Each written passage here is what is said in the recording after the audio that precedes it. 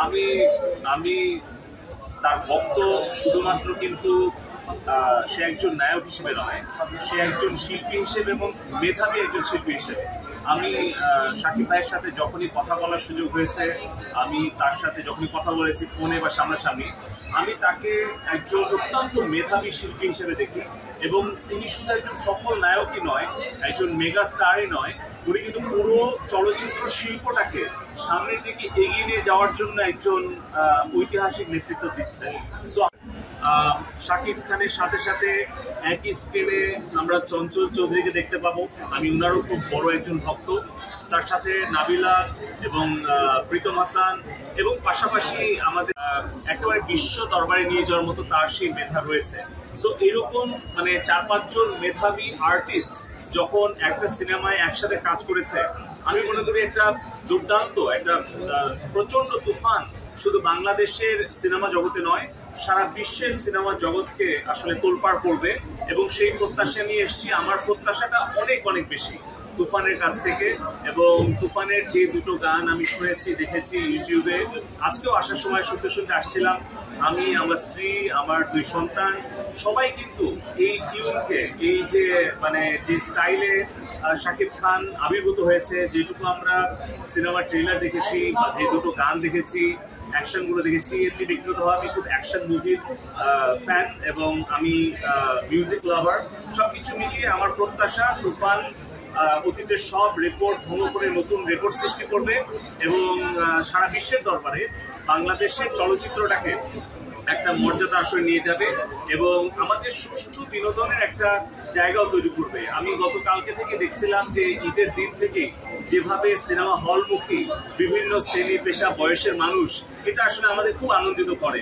কারণ আমরা চাই যে বাংলাদেশের যে ট্যালেন্টেড আর্টিস্টরা আছে, পরিচালক, নায়ক, নায়িকা, গায়ক, গায়িকা, মিউজিশিয়ান এবং ক্যামেরা পার্সন, ক্যামেরার পেছনে সবকিছু মিলিয়ে আমাদের যে মেধা, এটা আসলে বিশ্বের দরবারে তুলে ধরার মতো মেধা আছে, সুযোগটা দরকার। আমি মনে করি তুফানটা সেই জায়গাটাতে আরেকটা বড় ধাক্কা দেবে। এই ধাক্কায় বাংলাদেশের সিনেমা বাংলাদেশের মানুষের মন জয় করে বিশ্বের দরবারে নিয়ে যাবে। এবং সেক্ষেত্রে আমি বলবো যে আমাদের তথ্য যোগাযোগ প্রযুক্তি বিভাগ থেকেও কিন্তু আমরা আমাদের স্মার্ট বিনোদনের জগৎটাকে আরো জনপ্রিয় করার জন্য আমরা রাজশাহীতে একটা সিনেমা থিয়েটার বানিয়েছি, যেখানে কিন্তু আমরা অনেক দর্শককে পাচ্ছি। সেখান থেকে আমাদের হাইটেক পার্ক আয়ও করছে। আমাদের পরিকল্পনা আছে, মাননীয় প্রধানমন্ত্রীর কাছ থেকে ইতিমধ্যে অনুমোদন পেয়েছি, আরো 12টা আমরা মাল্টি স্ক্রিন সিনেমা কমপ্লেক্স আমরা হাইটেক পার্কের ভিতরে করবো। সো আমরা একটা অ্যানিমেশন ফিল্ম তৈরি করেছি, মেইন স্ট্রিম ফিল্ম তৈরি করেছি, আমরা ওটিটি প্ল্যাটফর্ম তৈরি করছি। সোজা কথা হচ্ছে 41-এর স্মার্ট বাংলাদেশ কিন্তু শুধু অর্থনৈতিক সমৃদ্ধি নয়, আমাদের সামাজিক সাংস্কৃতিক একটা বিপ্লবও কিন্তু আগামী 41কে সামনে রেখে আমরা করতে চাই। আমি বিশ্বাস করি যে তুফান আমাদের সেই সাংস্কৃতিক বিপ্লবটাকেও সামনের দিকে এগিয়ে নিয়ে যাবে। আমি তুফানের জন্য অনেক অনেক শুভকামনা করছি এবং আমিও প্রত্যাশা করছি যে তুফান সিনেমাটা আমাদের দর্শককে, লাখ লাখ দর্শককে সিনেমা হলে আবার টেনে আনবে।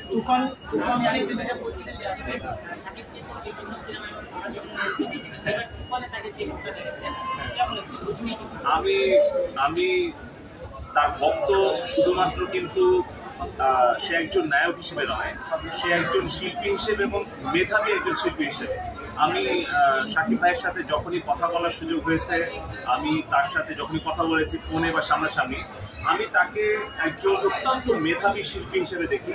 এবং তিনি শুধু একজন সফল নায়কই নয়, একজন মেগা স্টারই নয়, উনি কিন্তু পুরো চলচ্চিত্র শিল্পটাকে সামনের দিকে এগিয়ে নিয়ে যাওয়ার জন্য একজন ঐতিহাসিক নেতৃত্ব দিচ্ছেন। সো